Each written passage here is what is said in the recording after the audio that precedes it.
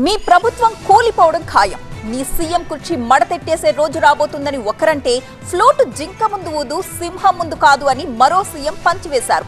ఇది నీలాఖా కాదు నా అడ్డా అంటూ కౌంటర్ వేశారు. ఇంతకీ కౌంటర్లతో ఎన్కౌంటర్ చేసుకుంటున్న ఆ ఇద్దరు సీఎంలు ఎవరు? వాళ్ళిద్దరి మధ్య గొడవకు రీజన్ ఏంటి చూద్దాం. ఏక్నాథ్ షిండే ఈ పేరు పొలిటికల్ సర్కిల్లో బాగా పాపులర్. ఈ నేమ్ వినిపిస్తేనే కొన్ని రాష్ట్ర ప్రభుత్వాలు షేక్ అవుతాయి. మహారాష్ట్రలో సొంత పార్టీని చీల్చి బీజేపీతో కలిసి ప్రభుత్వాన్ని ఏర్పాటు చేసిన ఏక్నాథ్ షిండే ప్రస్తుతం మహారాష్ట్ర సీఎంగా ఉన్నారు.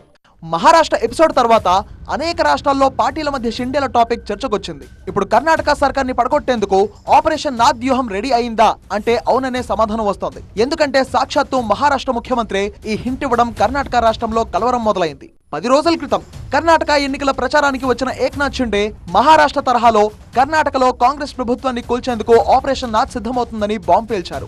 కర్ణాటకలో కాంగ్రెస్ సర్కార్ కూలడం ఖాయమని షిండే ప్రస్తావించిన వీడియో ఆ రాష్ట్ర రాజకీయాల్లో సంచలనం రేపుతోంది. కర్ణాటకలో కాంగ్రెస్ ప్రభుత్వాన్ని కూల్చేందుకు మహారాష్ట్రలో స్కెచ్ రెడీ అవుతుందని ఏక్నాథ్ షిండే అందులో ప్రస్తావించారు. సిద్ధరామయ్య ప్రభుత్వాన్ని కూల్చేందుకు కర్ణాటక రాష్ట్ర బీజేపీ నాయకులు తన్ను సాయం కోరినట్టు షిండే అనడం ఇప్పుడు పెద్ద దుమారమే రేపుతోంది. నీ ప్రభుత్వం పడిపోతుందని మహారాష్ట్ర ముఖ్యమంత్రి ఏక్నాథ్ షిండే ఇటీవలే చేసిన కామెంట్లపై కర్ణాటక సీఎం సిద్ధరామయ్య తనదైన శైలిలో కౌంటర్ ఇచ్చారు. ఇది నీ రాష్ట్రం కాదు నా ఇలాఖా అంటూ సెటైర్ వేశారు ఆయన.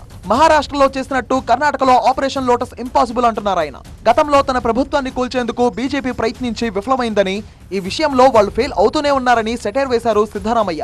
కాంగ్రెస్ ఎమ్మెల్యేలెవరూ అమ్ముడుపోవడానికి సిద్ధంగా లేరన్నారు. అది కేవలం పకటి కళ అని కమెంట్ చేశారు సిద్ధరామయ్య. షిండే కామెంట్లను కర్ణాటక డిప్యూటీ సీఎం డీకే శివకుమార్ కూడా కొట్టిపారేశారు. అది వారి భ్రమ అని, ఎవరూ తమ ప్రభుత్వాన్ని పడగొట్టలేరని చెప్పారు ఆయన.